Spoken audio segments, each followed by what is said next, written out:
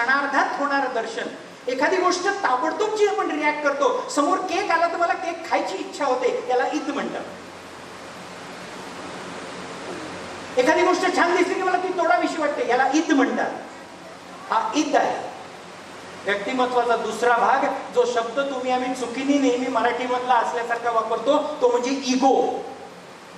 हा आपल्याला असतो तो इगो नाही आहे, हा इगो वेगळा आहे. हा म्हणजे व्यावहारिक जगाच्या मागण्या.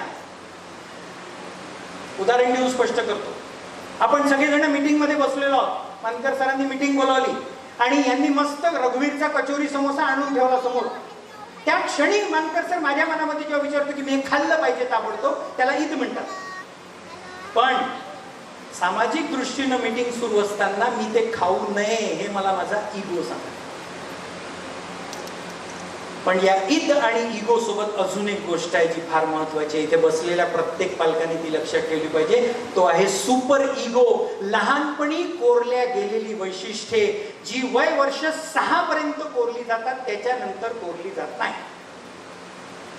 6. आणि म्हणून मी सांगितलं इथे किंवा मग विचारणार होतो की वय वर्ष 1 ते वय वर्ष 5 या वयोगटातल्या मुलांचे पालक जर असतील तर ते भांड्यात आहेत. वय वर्ष 5 ते वय वर्ष 15 या वयोगटातले मुलांचे पालक असतील तर ते सुपात आहेत. आणि वय वर्ष 15 ते वय वर्ष 25 या वयोगटातले मुलांचे पालक असतील तर ते आहेत उखळात, काढले जाऊन राहिले दन दन दन दन दन दन. या सुपर इगोमुळे लहानपणी कोरल्या गेलेली वैशिष्ट्य दिसतात. तुम्ही आम्ही देखील लहान असताना अशा पद्धतीच्या गोष्टी कोरल्या गेल्या. माझ्या जीवनातलं छोटंसं उदाहरण सांगतो. आम्ही दिवसाला राहायचो आणि माझ्या वडिलांकडे कोणीतरी पाहुणे आले आणि वडिलांनी सांगितलं सोप सुपारी घेऊन ये मंडागडेचे. त्यावेळेस सोप सुपारीचा डबा असायचा घरामध्ये. आता सोफिस्टिकेटेड पुणेरी सुपारी असते, त्यावेळेस सोप सुपारी. मी तो सोपसुपारीचा डबा अजूनही मला आठवतं. तो सोपसुपारीचा डबा मी ठेवला. मी फक्त 6 वर्षाचा होतो आणि मी काय केलं तो डबा उघडला आणि त्यातली सोप त्यांच्या समोरच खाल्ली चालला. त्याला काय म्हणायचं? ईद. हा ईद आहे. पाहुणे गेल्यानंतर वडील आले आणि वडिलांनी नेहमीप्रमाणे त्या काळी जसे शिक्षा केल्या जातात तशी एक सुंदर चापट मारली. त्याला सुपर इगो म्हणतात. जी लहानपणी कोरली गेली की पाहुण्यांसमोर पहिले त्यांना द्यायचं, आपण खायचं नाही. आणि म्हणून आज मानकर सरांनी मीटिंग जर बोलावली तर मी माझ्या समोरचा समोसा खात नाही, कारण तो इगो.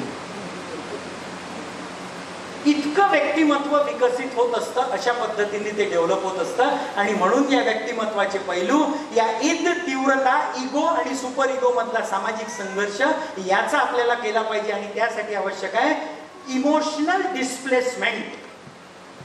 महत्वाचा लक्ष आहे शब्द, भावनेचं विस्थापन. आणि दुर्दैवाने आपल्या घरामध्ये, मी कोणाला एकाला टार्गेट करत नाहीये, कोणाला एकाला म्हणत नाही, कारण आपण ओळखीचे नाही आहोत. पण अनेक घरांमध्ये आणि गेल्या 2 वर्ष एक होप काउन्सिलिंग सेंटर चालवत असल्यामुळे माझ्याकडे जी मुलं येतात छोटे छोटे, त्या अनुभवावरून सार्वत्रिक एक उदाहरण आपल्याला सांगतो की आपल्या घरामध्ये आपल्या मुलांच्या इमोशनल डिस्प्लेसमेंटची कुठलीही मेथड अवेलेबल नाही आणि असेल ती आधुनिक नाही. मी हे अत्यंत जबाबदारीने बोलतोय. मी तुम्हाला ते उदाहरण सांगणार आहे.